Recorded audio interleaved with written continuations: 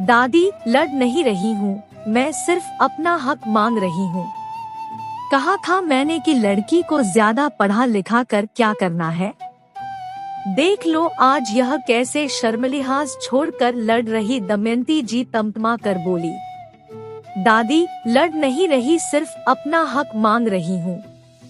अच्छा हुआ जो मैं पढ़ी लिखी हूँ, वरना आपने और छोटे ने बेईमानी करने की सभी सीमा लांघ दी है। लेकिन मेरे रहते हुए यह कभी नहीं हो सकता। ये प्रॉपर्टी दादाजी की है और उस पर मेरा और बड़े भैया का उतना ही हक है जितना छोटे का। श्रेष्ठा दमयंती जी और छोटे भाई नीरज को गुस्से से घूरते हुए बोली, बड़े भैया, उनका अब कैसा हिस्सा? उनके मरने के साथ ही उनका हिस्सा भी भस्म हो गया और लड़कियों का हमारे यहाँ जायदाद पर कोई हक नहीं होता। नीरज दांत निपोड़ते हुए बोला तो दमयंती जी और नीरज की पत्नी सुधा भी ठसक से हंसने लगे। दमयंती जी का गांव में बहुत बड़ा आलीशान बंगला है। पुश्तैनी बंगला होने से और गांव में बड़े रसूखदारों में इनकी और इनके पति की गिनती होती है। विलासिता विरासत में मिली हुई थी और उस पर अफसर बेटे मनोज की अफसरी का रुबाब भी उनके सिर चढ़कर बोलता था। शिक्षा के नाम पर 8वीं पास है, लेकिन सबको अपने इशारों पर अच्छे से नचाती है। मनोज का ब्याह किया तो बहू भी 6वीं पास लाई, क्योंकि उन्हें डर था कि बहू ज्यादा पढ़ी लिखी आ गई तो वो उनका सम्मान नहीं करेगी। बेटा अफसर था तो वो अधिकतर शहर में ही रहता था। जब श्रेष्ठा हुई तो उन्होंने कोहराम मचा दिया।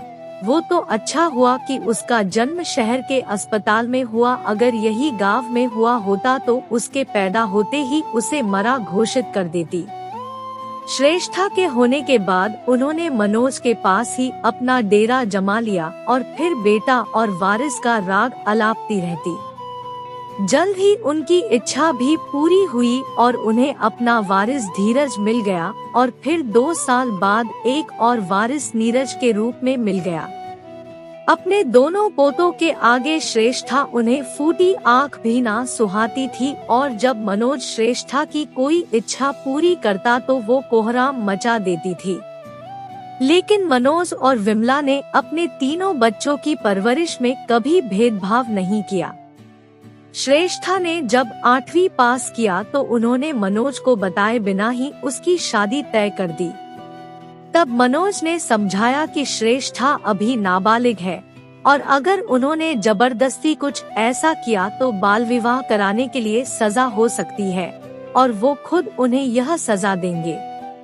सजा के नाम पर दमयंती जी चुप हो गई, लेकिन अभी भी श्रेष्ठा को आगे पढ़ाने के लिए नहीं तैयार थी। मनोज की जिद और श्रेष्ठा की आगे पढ़ने की लगन ने उसे हमेशा दादी के क्रोध का भाजन बनना पड़ा।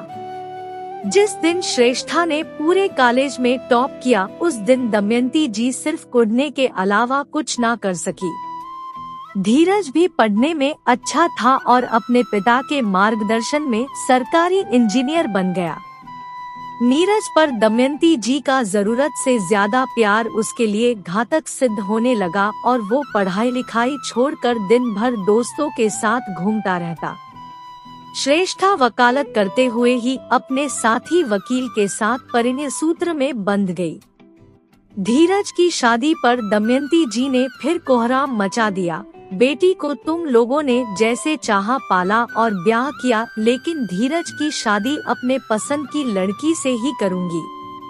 लेकिन दमयंती जी भूल गई कि ये तब की बात थी जब माँ पिता के कहने पर बच्चे शादी कर लेते थे। अब सभी बच्चे चाहते कि उनका लाइफ पार्टनर का कैलिबर उन्हीं के समान हो, ताकि मुसीबत आने पर वो भी परिवार के लिए कुछ कर सके। धीरज ने भी अपनी पसंद की लड़की प्रिया से शादी कर 2 बेटियों का पिता बन गया। उनके लाडले नीरज की शादी अपनी बचपन की सहेली रमा की बेटी सुधा से कर दिया। सुधा के लिए दमयंती जी सबसे लड़ लेती थी, क्योंकि सुधा ने उन्हें पोते का मुंह दिखाया। बेटा होने के बाद दमयंती जी नीरज से यही कहती कि नीरज ही इस घर का असली वारिस है, क्योंकि उसने इस घर को एक नहीं दो चिराग दिए। दमयंती जी की बातों को सुनकर सुधा भी अपने आप को सबसे ऊपर रखती और आए दिन किसी न किसी बात पर झगड़ा करके धीरज और नीरज को एक दूसरे के सामने खड़ा कर देती। मनोज दमयंती जी को हमेशा समझाता कि दोनों भाइयों में यूं जायदाद को लेकर फूट मत डालिए, लेकिन दमयंती जी कभी सुनती नहीं थी। नीरज के बेटों के आगे धीरज की बेटियों को दमयंती जी हमेशा कोसती रहती, जिससे घर में हमेशा तनाव का माहौल बना हुआ था। इसी तनाव भरे माहौल से निकलकर धीरज जब ऑफिस जा रहा था तो उसका एक्सीडेंट हो गया और वो वही खत्म हो गया। सभी के लिए यह खबर एक कहर की तरह आई और मनोज जी भी इस आकस्मिक आघात को झेल नहीं पाए और धीरज के साथ ही वो भी चले गए।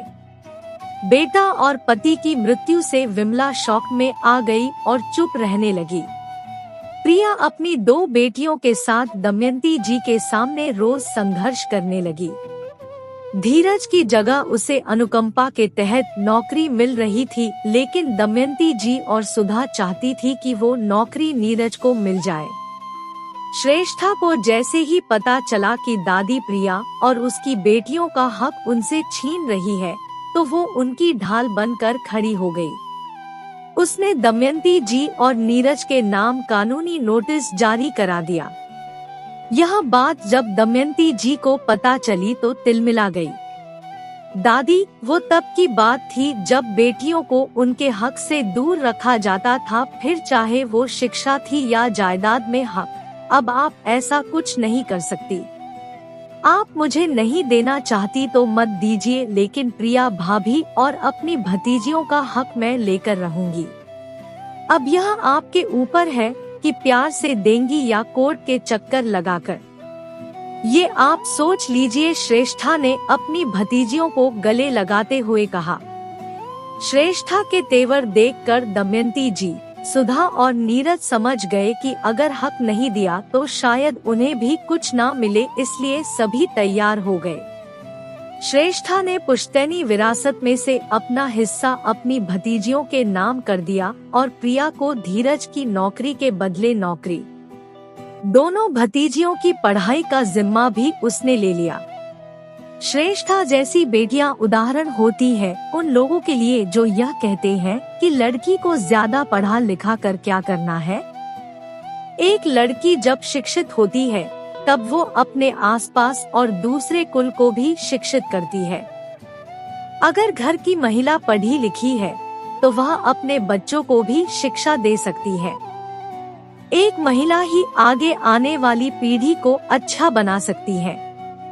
अगर महिला शिक्षित है तो वह अपनी शिक्षा के बल पर परिवार पर आए आर्थिक संकट में भी सहायता प्रदान कर सकती है।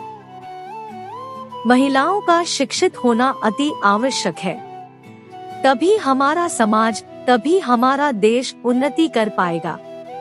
दोस्तों, आपको यह रचना कैसी लगी, कृपया अपनी प्रतिक्रिया जरूर दें तथा मेरी अन्य रचनाओं को पढ़ने के लिए हमारे YouTube चैनल को सब्सक्राइब अवश्य करें। आपको हमारी यह कहानी कैसी लगी, लाइक एंड कमेंट करके जरूर बताएं। दोस्तों, कहानी पर आपके लाइक और कमेंट का इंतजार रहेगा। धन्यवाद।